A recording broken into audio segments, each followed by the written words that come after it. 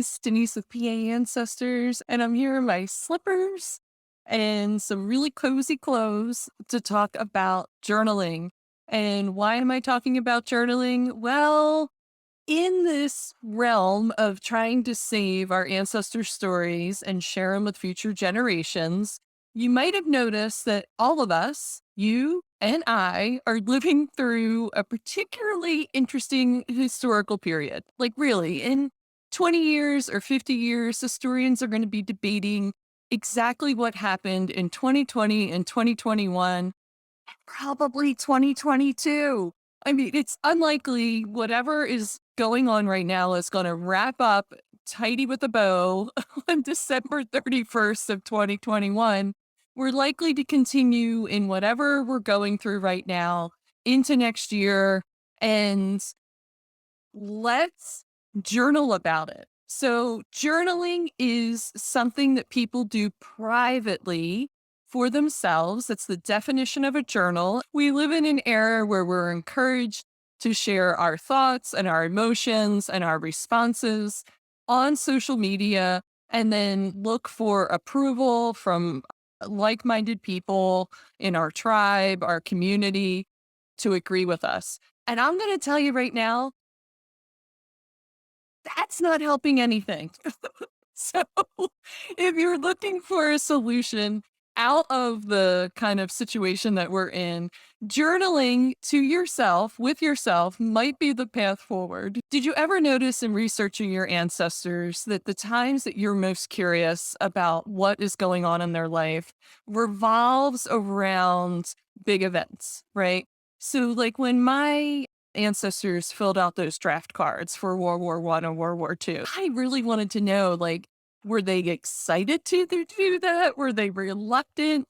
Were they hoping they got picked? Were they hoping that they didn't? What was going through their head? And I have no idea. I don't have letters. I don't have journals. I don't have diaries. I don't have anything. I don't have a newspaper interview.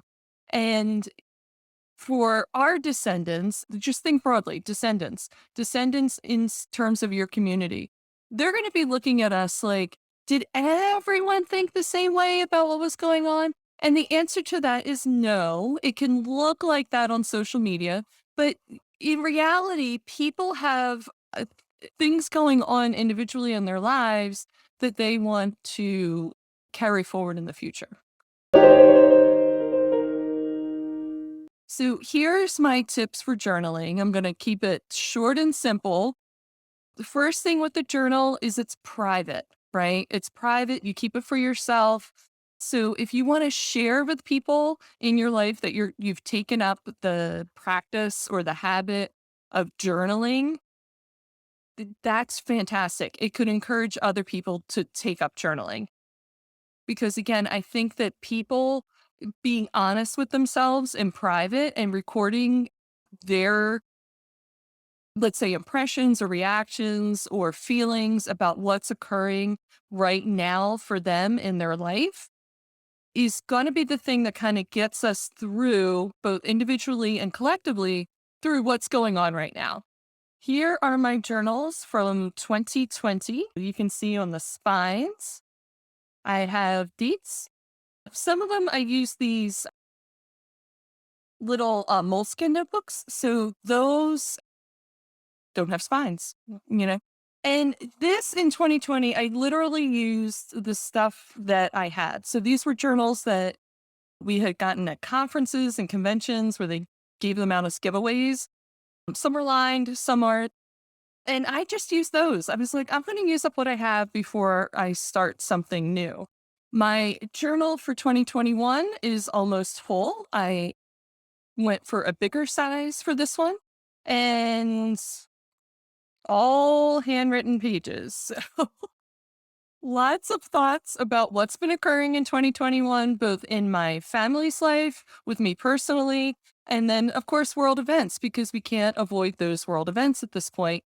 And if you really, really hate the idea of filling up blank pages, like that just causes some sort of anxiety, what I recommend is one of these little 5-year journals. So it's a book. You literally write just a few lines about the day, and you keep it for 5 years. So you can start this whenever, it's just dated. So you pick a date. Let's see, here's July 8th. And I started this in 2018. And 2018 on July 8th, I went to IKEA. So if you're in the Philadelphia area, you know the IKEA in Plymouth meeting. I talked about what I bought. We had some friends come over, and that night I wrote that down. And then in 2020, I talked about having a cold and attending a meeting that night on Zoom. So it's just like little stuff, right? But how much would this be valued my descendants to find out, like, oh, well, this is what was going on, in this person's life on a day to day basis compared to what maybe an historian might say. But also for me, I find this so fun. Like, there's things that happened that I completely forgot about. So these are really great format, and you can set it up for yourself. You don't have to buy the book if you don't want to. You can set up your own and just keep a running couple lines. Now, my next secret with journaling or trick or recommendation, and depending on how you want to look at it, is to do it every day. So for me, I get up in the morning, I get my cup of coffee. I like coffee. And I just sit down with my journal and I just write what is on my mind first thing in that morning, what I'm planning to do that day, what I look forward to, what I happened the day before, what I want to record. And it's easier that way for me. And if you can't do it every day, then do it one day a week. Do it every Sunday and try to remember the highlights of that week and just do it on Sunday or just do it on Saturday. Pick a weekend date. It's my recommendation. And the final recommendation out of all of this is to just make the journal yours. So forget everything else I said about doing it on paper and doing it every day. Just do it. Do it the way you want to do it. Record this time while it's happening for yourself, for your descendants, for future historians. The things that are so valuable now are things that people thought, who would want this right at the time, or somebody was just doing it for themselves. I have two examples of historical works that you're going to want to check out that are based on people's journals. So, this one, A Midwife's Tale, The Life of Martha Ballard, based on her diary, 1785 to 1812. This, a historian went through and read literally a midwife's journal and reconstructed the life of an entire town based on what this woman wrote. And it wasn't like she wasn't trying to create something for posterity, right? She's just recording her daily life. So this is one example, and highly recommend this book if you have New England ancestors. The second book is called The Worst Hard Time.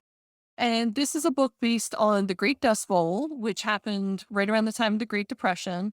And it's based on people's journals again and newspaper articles at the time.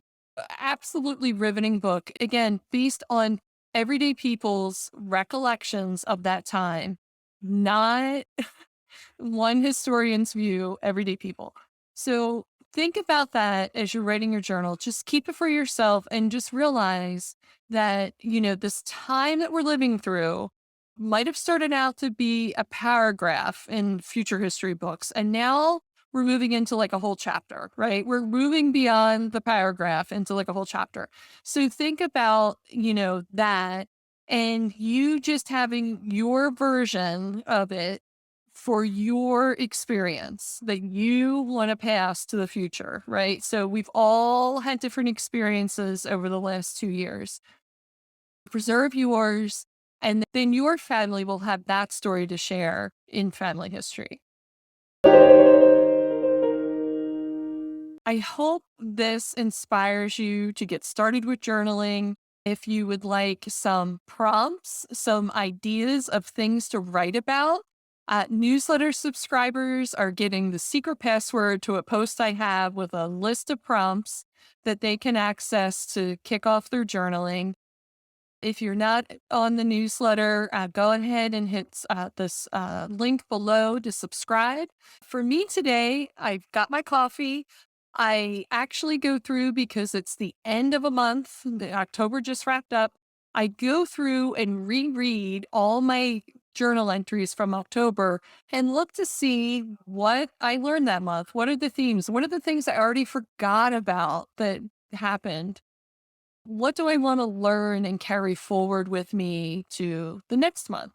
So I've been doing that every month. Today's the day. I'm going to do it today. I take some time. And in the last bit of news, I just wanted to share it's been 2 years for this podcast. I've been doing it for 2 years. If you've been along this whole time, thank you for listening. If you've enjoyed it, I hope you leave a review, share it with a friend, pass it along to the people that you know that are also doing Pennsylvania research because I would love to have them aboard. Thanks for listening. I look forward to hearing about your journal entries. Just the fact that you're journaling, I should say, not the actual entries themselves. Keep those for yourself. Tell yourself the truth about what's going on that you see for your family and our history that we're living together. And next week on the podcast, we're going to get back into some of those early Pennsylvania Scots Irish. And I'm looking forward to sharing that with you.